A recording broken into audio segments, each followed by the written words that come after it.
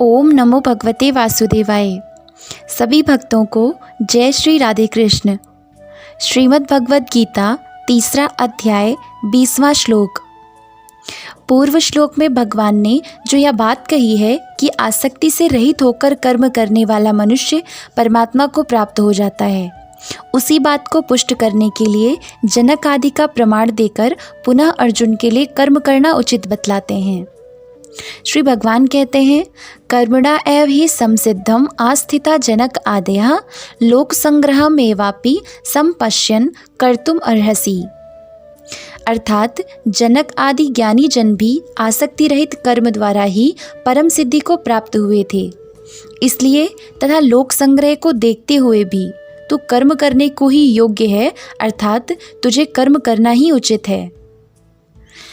प्रश्न है कि जनक आदि पद से किन पुरुषों का संकेत किया गया है और वे लोग भी कर्मों के द्वारा ही परम सिद्धि को प्राप्त हुए थे, इस कथन का क्या भाव है। भगवान के उपदेश काल तक राजा जनक की भांति ममता, आसक्ति और कामना का त्याग करके केवल परमात्मा की प्राप्ति के लिए ही कर्म करने वाले अश्वपति, इक्ष्वाकु, प्रहलाद, अम्बरीश आदि जितने भी महापुरुष हो चुके थे, उन सबका संकेत जनक आदेहा पद से किया गया है। पूर्व श्लोक में जो यह बात कही गई है कि आसक्ति से रहित मनुष्य परमात्मा को प्राप्त हो जाता है, उसी को प्रमाण द्वारा सिद्ध करने के लिए यहाँ यह बात कही गई है कि पूर्व काल में जनक आदि प्रधान महापुरुष भी आसक्ति रहित होकर कर्मों के द्वारा ही परम सिद्धि को प्राप्त हुए थे। अभिप्राय यह है कि आज तक बहुत से महापुरुष ममता, आसक्ति और कामना का त्याग करके कर्म योग द्वारा परमात्मा को प्राप्त कर चुके हैं। यह कोई नई बात नहीं है, अतः यह परमात्मा की प्राप्ति का स्वतंत्र और निश्चित मार्ग है, इसमें किसी प्रकार का संदेह नहीं है। प्रश्न है, परमात्मा की प्राप्ति तो तत्व ज्ञान से होती है, फिर यहाँ आसक्ति रहित कर्मों को परमात्मा की प्राप्ति में द्वार बतलाने का क्या अभिप्राय है।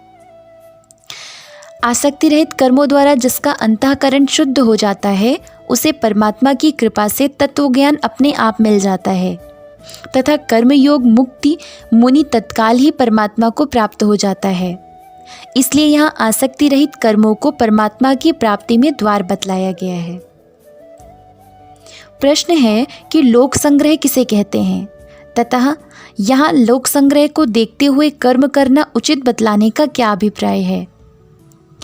सृष्टि के संचालन को सुरक्षित बनाए रखना, उसकी व्यवस्था में किसी प्रकार की अड़चन पैदा न करके उसमें सहायक बनना, ये सब लोक संग्रह कहलाता है।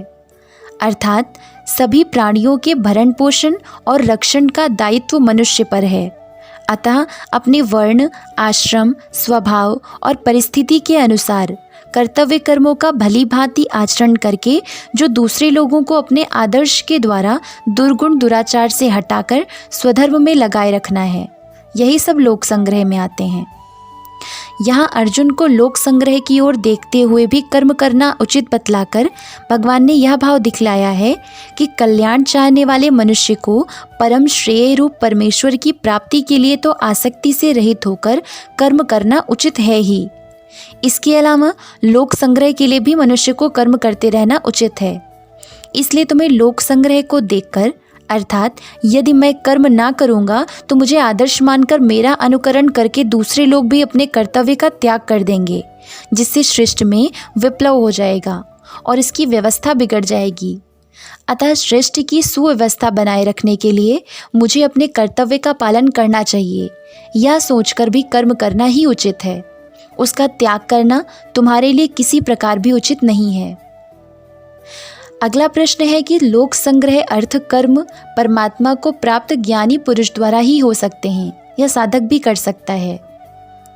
ज्ञानी के लिए अपना कोई कर्तव्य नहीं होता, इससे उसके तो सभी कर्म लोक संग्रह अर्थ ही होते हैं, परंतु ज्ञानी को आदर्श मानकर साधक भी लोक संग्रहार्थ कर्म कर सकता है। अवश्य ही वह पूर्ण रूप से नहीं कर सकता, क्योंकि जब तक अज्ञान की पूर्णतया निवृत्ति नहीं हो जाती तब तक किसी न किसी अंश में स्वार्थ बना ही रहता है, और जब तक स्वार्थ का तनिक भी संबंध है तब तक पूर्ण रूप से केवल लोक संग्रहार्थ कर्म नहीं हो सकता। अगला प्रश्न है कि जब ज्ञानी के लिए कोई कर्तव्य नहीं है और उसकी दृष्टि में कर्म का कोई महत्व ही नहीं है, तब उसका लोक संग्रहार्थ कर्म करना केवल लोगों को दिखलाने के लिए ही होता होगा। उत्तर है कि ज्ञानी के लिए कोई कर्तव्य न होने पर भी वह जो कुछ कर्म करता है केवल लोगों को दिखलाने के लिए नहीं करता। मन में कर्म का कोई महत्व ना हो और केवल ऊपर से लोगों को दिखलाने भर के लिए किया जाए, वह तो एक प्रकार का दंभ है। ज्ञानी में दंभ रह नहीं सकता, अतः वह जो कुछ करता है लोक संग्रहार्थ आवश्यक और महत्वपूर्ण समझकर ही करता है।